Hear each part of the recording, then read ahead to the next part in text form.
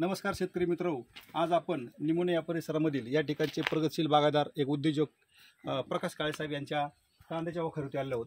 गेल्या 3 वर्षापासून या ठिकाणी कांदा, ऊस, डाळिंब, द्राक्षे हे जेवढे किरण टाकून यूज करतात, तर त्यांना कांद्यासाठी कसा अनुभव आहे काळे साहेब?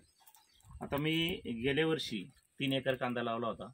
त्या 3 एकराला कांद्याला 2 वेळा स्लरी सोडली होती आणि 2 वेळा वरून स्प्रे घेतला, फवारणी केली होती। तर मला त्या 3 एकरामध्ये 1000 गुणी म्हणजे 50-54 किलोची 1000 गुणी कांदा निघाला। 50 ते 54 किलोचा तो बी कांदा चांगल्या क्वालिटीचा आणि चांगल्या क्वांटिटीचा मिळाला। त्याच्यातून मला टोटल 10 लाख रुपये निव्वळ नफा राहिला। निव्वळ 10 लाख रुपये उत्पन्न झालं 3 एकरामध्ये। मग ह्या वर्षी मी 6 एकर कांदा लावलेला आहे। तर 6 एकरामध्ये गेल्या वर्षासारखंच टेक्नॉलॉजी वापरली, तर ह्या वर्षी 2000 पिशवी निघाली।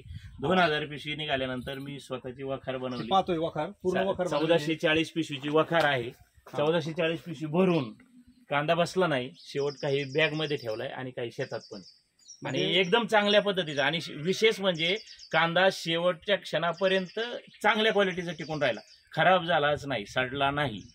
म्हणजे कांदा उत्तम प्रतीचा तयार होऊन टिकवून क्षमता जास्त दिवस आणि उत्पादन सुद्धा वाढलेलं आहे। हो, उत्पादन तर वाढलंच, क्वालिटी चांगली निघाली, पण टिकवण क्षमता इतकी मजबूत होती की गेल्या वर्षी मी त्याच्या पहिले बरेच वर्ष कांदा करायचो, ठेवायचो, पण बऱ्यापैकी 25% कांदा सडायचा किंवा फेकून द्यावा लागायचा।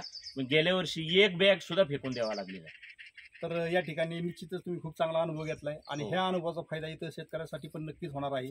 तुमची ही अशीच प्रगती होत राहू आणि तुम्ही अशी प्रगती होऊन इतर शेतकऱ्यांसुद्धा ही जी शूटिंग तुम्ही दिलेली आहे इतर शेतकऱ्यांसाठी, नक्कीच त्या शूटिंगचा फायदा तुम्ही पण घ्या आणि आपली शेती पण चांगली करून घेऊ शकता। दिलेल्या माहितीबद्दल काय साहेब धन्यवाद। नमस्कार।